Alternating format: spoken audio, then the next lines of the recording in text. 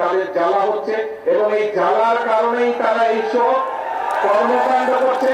তাই তো আমরা ধরে নেব, তাই নয় কি? যে এই যে অন্তর্বর্তীকালীন সরকার যখন ক্ষমতায় ছিল, এই 12 তারিখের নির্বাচনের আগে যে অন্তর্বর্তীকালীন সরকার ছিল, সেই সময় আমরা দেখেছি দেশে কয়েকটি দুঃখজনক এরকম অন্যায় ঘটেছে। সেই অন্যায় যখন ঘটেছে, আমি নিজে সেই সকল বাচ্চার মায়েদের সাথে কথা বলেছিলাম। আমাদের দলের আইনজীবী, আমাদের দলের চিকিৎসকরা গিয়ে সেই চিকিৎসা দিয়েছে, আইনজীবীরা গিয়ে সেই আইনি সহায়তা করেছিল।